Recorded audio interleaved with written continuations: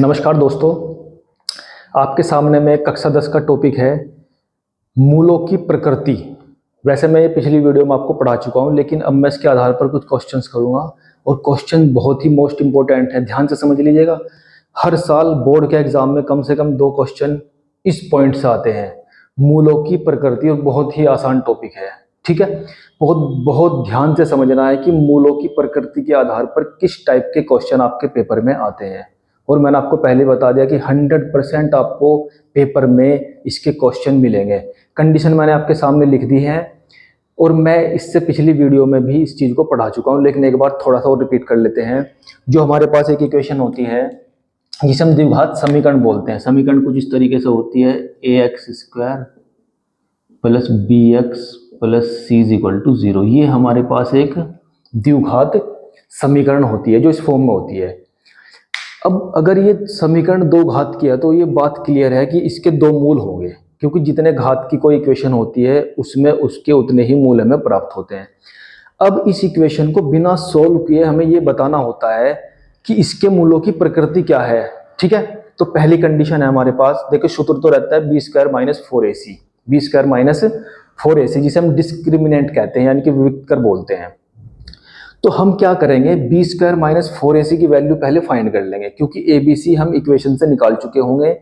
उन जो वैल्यू को हम b² - 4ac में पुट करेंगे, वहां से हमें एक वैल्यू मिलेगी। वो वैल्यू क्या तो पॉजिटिव होगी या नेगेटिव होगी या 0 होगी, यानी कि क्या तो वो 0 से छोटी होगी या 0 से बड़ी होगी या 0 ही मिलेगी। तो उन तीनों की कंडीशन है क्या, अगर b² - 4ac 0 से बड़ा है यानी कि पॉजिटिव है, ठीक है, चाहे वो पॉजिटिव अपोन का नंबर हो, चाहे दशमलव का हो, किसी भी तरीके का हो सकता है। अगर ये कंडीशन मिल रही है तो हमारे जो मूल हमें मिलेंगे वो वास्तविक होंगे और असमान होंगे, यानी कि वास्तविक होने के साथ साथ दोनों अलग अलग होंगे, एक्स की दोनों वैल्यू हमें अलग अलग मिलेंगी। क्लियर है। अगर b² - 4ac का मान 0 मिल जाए, ना प्लस ना माइनस, पूरा 0 मिल जाए, तो इसका मतलब क्या होगा, हमारी समीकरण के जो मूल हैं वो वास्तविक होने के साथ साथ समान भी होंगे, बराबर होंगे, दोनों वैल्यू सेम होंगी। तीसरी कंडीशन, अगर b² - 4ac का मान 0 से छोटा मिल जाए, 0 से छोटा होने का मतलब क्या होता है, नेगेटिव मिल जाए, माइनस का नंबर मिल जाए, तो हमारे उस समीकरण के मूल वास्तविक नहीं होंगे। ध्यान रखना है, पहली 2 कंडीशन में वास्तविक होते हैं, इस कंडीशन में वास्तविक नहीं होते हैं। चलिए मैंने आपके सामने क्वेश्चन लिखा है, देखिए 2x² - 3x + 5 = 0। हमें पूछा गया है कि इस इक्वेशन के पहले तो मूलों की प्रकृति फाइंड कीजिए, और मूलों की प्रकृति निकालने के बाद आपको इसके मूल भी निकालने की, मूल है क्या, तो हमारी बात क्लियर हो जाएगी कि जो हमने मूलों की प्रकृति देखी है क्या वो बात सही है या नहीं है। चलिए स्टार्ट करते हैं। तो सबसे पहले हम इस इक्वेशन में abc की वैल्यू फाइंड करेंगे। हमारे पास a = 2, क्योंकि जो x² के साथ होता है वो a होता है, और b की वैल्यू जो x के साथ होगा वो चिन्ह सहित वो b की वैल्यू होती है, और जो बिना x के है यानी कि अचर पद है वो आपका c की वैल्यू होती है। तीनों वैल्यू फाइंड कर ली। चलते हैं वहां पर डिस्क्रिमिनेंट, जिसे हम d से प्रदर्शित करते हैं, b² - 4ac। b की वैल्यू आपके पास कितनी है, -3 का होल स्क्वायर -4, a की वैल्यू है 2 इंटू c की वैल्यू आपके पास है 5। क्लियर है, आपने अभी कुछ नहीं किया, सिर्फ abc की वैल्यू उस डिस्क्रिमिनेंट के फॉर्मूले में पुट किया। अभी इसे सॉल्व करते हैं आगे। चलिए, -3 का स्क्वायर करेंगे तो +9 हो जाएगा, क्योंकि माइनस के नंबर का होल स्क्वायर करते हैं तो प्लस ही आ जाता है, प्लस का 9 हो गया। इन सब की मल्टीप्लाई करेंगे, 4 दूनी 8, 8 पंजे आपके पास हो गए 40। क्लियर है, 3 तिया 9 और 4 दूनी 8, 8 पंजे आपके पास हो गया 40। तो कितना बचा, माइनस का 31 बचा आपके पास। क्या बचा, माइनस का 31 बचा है भाई, ध्यान से देख लेना। अब देखिए ये जो नंबर आया है नेगेटिव है, तो इन कंडीशन को तीनों को देखने से आपको साफ पता लग रहा है कि जो थर्ड वाली ये कंडीशन है ये मिल रही है हमें, क्या कि b² - 4ac का मान 0 से छोटा है, क्योंकि नेगेटिव नंबर जो होता है वो 0 से छोटा होता है, क्योंकि 0 को जब आप संख्या रेखा पर लेते हैं तो माइनस के नंबर 0 से पहले पड़ते हैं सब। तो इसका मतलब साफ है कि जो d आपने निकाला है यानी कि b² - 4ac वो 0 से आपको क्या मिल गया है, छोटा मिल गया है। कोई बात नहीं भाई, छोटा मिल गया तो छोटा ही कंडीशन लगाएंगे। इसका मतलब आप साफ लिख सकते हैं कि जो मूल है वो वास्तविक नहीं है। चलिए ये कंडीशन तो आपने लिख दी। अब उसने कहा कि ये चेक करने के बाद आपको ये भी करना है कि उस समीकरण के मूल भी फाइंड करने हैं। मूल फाइंड करने के लिए ये इक्वेशन रही, सूत्र है जिसे हम बोलते हैं द्विघाती सूत्र, और इसका दूसरा नाम है श्रीधराचार्य का सूत्र, क्योंकि इसकी खोज श्रीधराचार्य गणितज्ञ थे, उन्होंने की थी। इसका सूत्र है x बराबर minus B plus minus under the root of B square minus 4ac पूरे के अपोन में 2a। वापस वही देखिए, ए बी सी की वैल्यू आपको पहले से पता है, उठा के इसमें पुट कर देंगे और पुट करने से जो वैल्यू निकलेगी उससे क्लियर होगा कि जो हमारे मूल आए हैं वो वास्तविक है कि काल्पनिक हैं। वास्तविक या काल्पनिक, काल्पनिक मतलब इमेजिनरी। चलिए द्विघाती सूत्र से करते हैं, x is equal to minus B plus minus under the root, वहीं से उठा लिया फॉर्मूला ना। याद रखना है जब भी आप क्वेश्चन करेंगे तो फॉर्मूला जरूर लिखिए। अगर आप फॉर्मूलों के बार बार लिखेंगे क्वेश्चन करने से तो वो फॉर्मूला आपको याद हो जाएगा, रट जाएगा एक तरह से हाथ से। माइनस बी आपके पास कितना है, -3। देखिए एक माइनस ये रहा एक फॉर्मूले में, तो क्या हो जाएगा, प्लस का 3 हो जाएगा, plus minus under the root of B square यानी कि -3 का स्क्वायर। वैसे हम ये वैल्यू पहले निकाल चुके हैं, चलो कोई बात नहीं। -4 ए की वैल्यू है 2 और सी की वैल्यू है 5, और 2 इंटू ए की वैल्यू आपके पास है 2। अभी मैंने कुछ नहीं किया, सिर्फ वैल्यू पुट की है। क्लियर है? चलिए ये आपका 3 हो गया है, plus minus under the root of -3 का स्क्वायर करेंगे 9, और ये आपका हो गया 40। 4 दूनी 8 पंजे 40, क्योंकि ऊपर भी निकाल चुके हैं इसे 4। 3 plus minus under the root of -31 upon 4। ठीक है, देखिए x की दो वैल्यू तो होंगी, एक बार प्लस लेंगे एक बार माइनस ले लेंगे। क्लियर है? चलिए ले लेते हैं, जब यहाँ तक आ ही गए हैं तो 3 प्लस अंडर रूट -31/4 एक वैल्यू होगी, एक बार माइनस लेंगे 3 माइनस अंडर रूट 31/4। ठीक है जी, ये दो वैल्यू निकल गई माइनस, सॉरी यहाँ पर माइनस है। अब आप सोचेंगे कि ये वास्तविक तो है नहीं, काल्पनिक कैसे? देखिए याद रखना है, जब भी कभी अंडर रूट के अंदर माइनस का नंबर आएगा, क्योंकि वर्गमूल के अंदर माइनस का अगर नंबर है तो वो संख्या कभी वास्तविक नहीं हो सकती। क्यों वास्तविक नहीं हो सकती, मैं आपको बताता हूँ। क्योंकि जब आप वर्गमूल की संख्या का होल स्क्वायर करेंगे, वर्गमूल -31 का होल स्क्वायर किया आपने, तो आपको पता है कि जब हम वर्गमूल की संख्या का होल स्क्वायर करते हैं तो आपके पास वो नंबर बचता है जो वर्गमूल के अंदर है। क्लियर है? तो माइनस अंडर रूट 31 का आपने होल स्क्वायर किया तो वापस आपके पास क्या संख्या मिलेगी, -31, क्योंकि -31 तो अंदर है वही बचेगा। क्लियर है? अब आपको ये भी बात पता है कि जब हम किसी नंबर का होल स्क्वायर करते हैं तो वो नंबर कभी भी नेगेटिव नहीं आ सकता।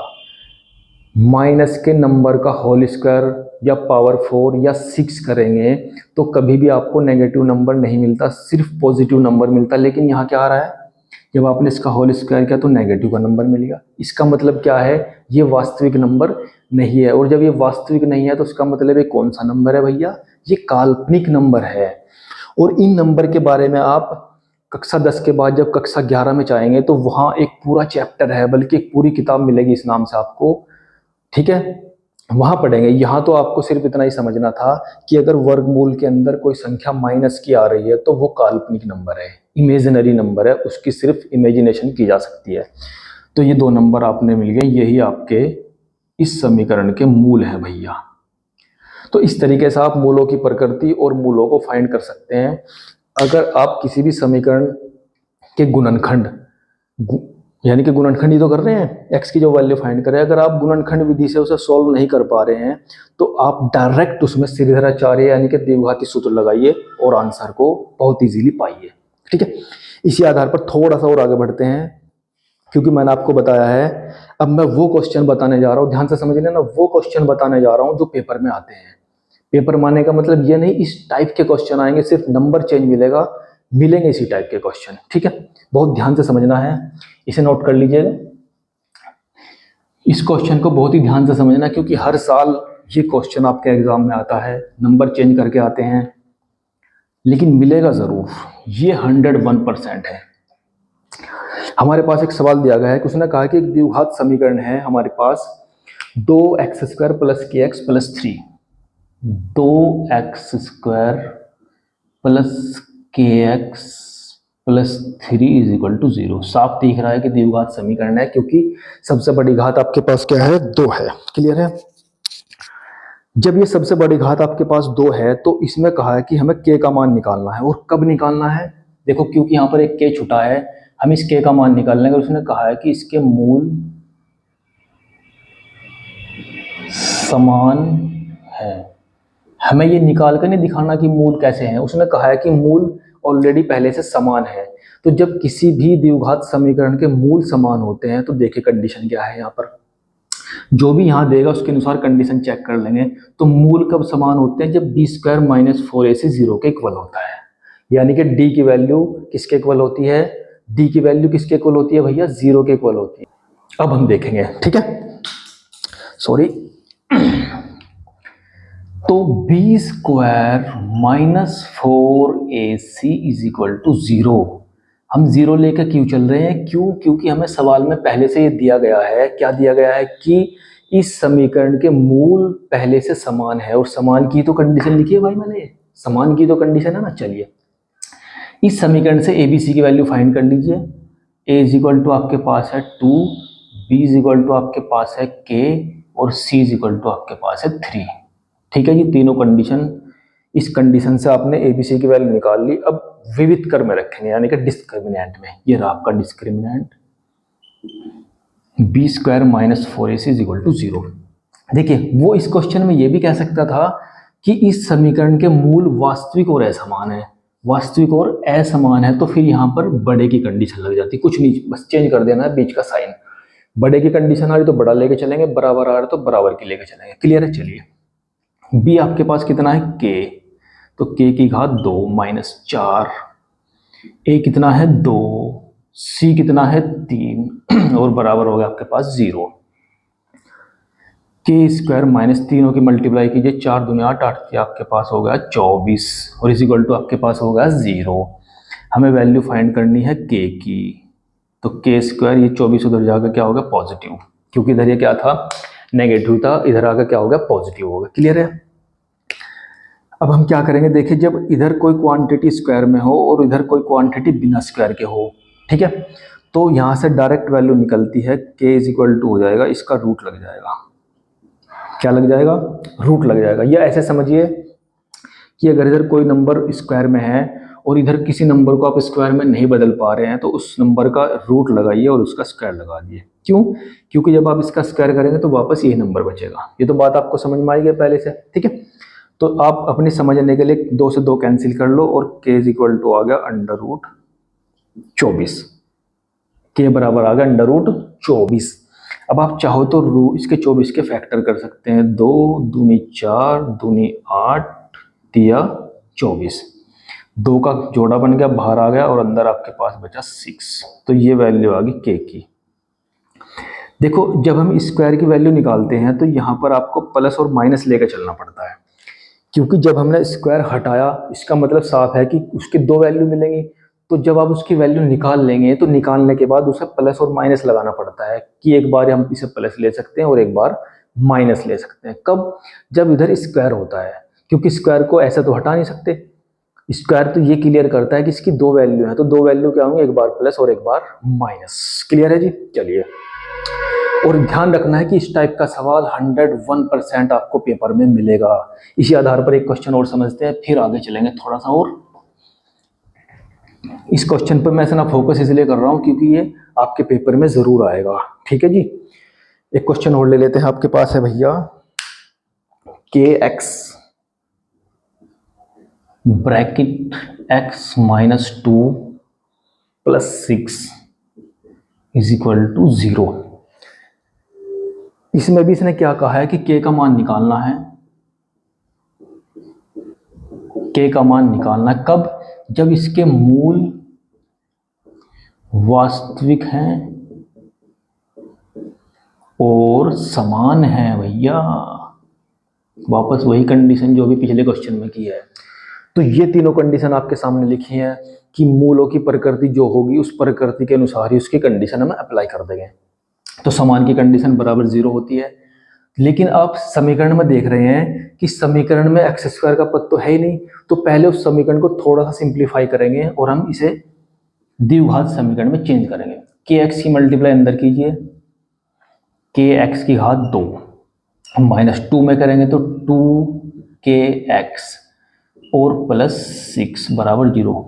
भाई ये कंडीशन तो तभी अप्लाई होगी जब हमें ABC की वैल्यू पता होगी, और ABC क्या होता है, जो एक्स स्क्वायर के साथ होता है वो A है, जो x के साथ है वो B है, जो अचर पद है यानी कि बिना x के है वो C है। तो लेकिन उस समीकरण में तो कहीं ऐसा बन नहीं रहा था, तो हमने इसे मल्टीप्लाई करके चेंज कर लिया है। क्लियर है? चलिए यहाँ पर देखिए A इज इक्वल टू आपके पास आ गया K, B is equal to हो गया -2k, क्योंकि x के साथ आ रहा है 2k, उसका साइन है माइनस, और C इज इक्वल टू आपके पास है 6। चलिए क्योंकि मूल समान है, मूल समान है, अतः b² - 4ac किसके इक्वल होगा भैया? 0 के इक्वल होगा तो रख दीजिए वैल्यू। b कितना है? -2k का होल स्क्वायर -4a की वैल्यू है k और c की वैल्यू है 6 बराबर 0। इसका स्क्वायर खोलेंगे आप तो हो जाएगा 4k²। माइनस से कोई फर्क नहीं पड़ा क्योंकि स्क्वायर कर रहे हैं तो पॉजिटिव हो जाएगा। -24k बराबर 0। दोनों से हम 4k कॉमन ले लेते हैं क्योंकि 2 ही पद बचे हैं, तो यहाँ तो बचेगा आपके पास k और यहाँ से बचेगा 6 और इज इक्वल टू हो गया 0। ठीक है, अब यहाँ से हमारे पास 2 गुणनखंड बन गए, एक ये और एक ये। तो मैंने आपको बताया जब 2 गुणनखंड बने और बराबर में 0 हो तो दोनों गुणनखंड को अलग अलग 0 के इक्वल रख के हम उस वेरिएबल की वैल्यू निकालेंगे जिसकी हमें निकालनी है। तो पहले तो हम रखेंगे k इज इक्वल टू 0, तो ये तो 0 ही हो गया यहाँ पे। फिर जो दूसरा गुणनखंड है k -6 बराबर 0, तो यहाँ से k बराबर आ गया +6। ठीक है जी, तो यहाँ से आपने k की 2 वैल्यू निकाल ली है, एक k की वैल्यू 0 आई है और एक k की वैल्यू आई है +6। तो इस तरीके से आप किसी भी द्विघात समीकरण में मूलों की प्रकृति फाइंड कर सकते हैं वेरी इजीली। और अगर आपको पहले से बताया गया है कि इस इक्वेशन की जो मूलों की प्रकृति है वो समान है और उसमें कोई एक पद छोड़ देगा तो उसकी वैल्यू फाइंड करेंगे, फिर इस तरीके से उस कंडीशन को अप्लाई करो जो उसमें अप्लाई हो रही है। ठीक है जी, मैंने आपको बता दिया पहले से मोस्ट इंपोर्टेंट क्वेश्चन है, बार बार कह रहा हूँ ध्यान से समझ लेना, ठीक है, नहीं तो बाद में कहोगे कि ये नहीं समझाया गया था। तो भैया इस चैप्टर में कुछ मैंने क्वेश्चन पिछले वीडियो में करा दिए थे, मोस्ट इंपोर्टेंट क्वेश्चन थे, और ये भी अपने आप में एक मोस्ट इंपोर्टेंट क्वेश्चन है। तो सभी बच्चे इस चैप्टर को बहुत ध्यान से कर लीजिए। तो बहुत ही छोटा सा चैप्टर है और बहुत ही आसान और बहुत ही इंपॉर्टेंट क्वेश्चन इस चैप्टर में आपको मिलेंगे जो आपको पेपर में भी मिलेंगे। ठीक है, गुड बाय।